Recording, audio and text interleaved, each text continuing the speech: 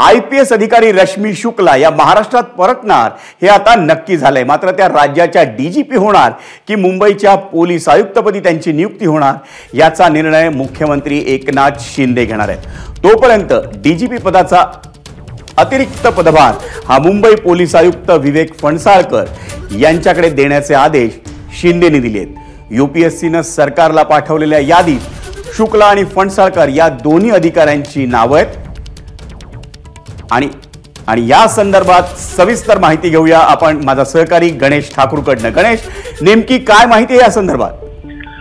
विजय, रश्मी शुक्ला आता महाराष्ट्रात परतणार हे स्पष्ट झालेलं आहे, कारण आजच केंद्रीय लोकसेवा आयोगानं बैठक घेऊन ज्या महासंचालक पदासाठी 3 अधिकाऱ्यांच्या नावाचं पॅनल पाठवलं, त्यामध्ये वरती सर्वात मोठं नाव आहे ते रश्मी शुक्ला यांचं सिनियरिटी प्रमाणे, त्यानंतर विवेक फणसाळकर आहेत।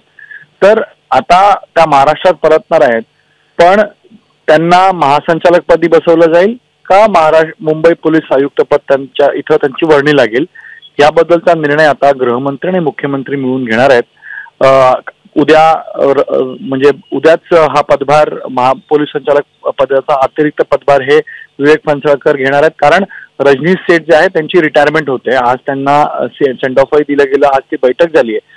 म्हणून रश्मी शुक्ला यांना महाराष्ट्रात येण्यासाठी काही वेळ लागेल आणि यासाठीच मुख्यमंत्र्यांनी सध्या तरी अतिरिक्त पदभार पोलीस महासंचालकाचा हा विवेक फणसाळकर मुंबई पोलीस आयुक्तांना दिलेला आहे। मात्र रश्मी शुक्ला आल्यानंतर त्या कुठे जाणार, कोणत्या पदावर जाणार याबद्दलचा निर्णय आता राज्य सरकारला, मुख्यमंत्री आणि गृहमंत्र्यांना घ्यायचा आहे। रश्मी शुक्ला यांची कारकिर्दी तशी वादग्रस्त राहिली आहे, आपल्याला माहिती असेल की। गणेश, आपण या माहितीकडे नंतर पुन्हा एकदा येऊया, पण तुर्तास तरी धन्यवाद। ABP माझा, उघडा डोळे बघा नीट।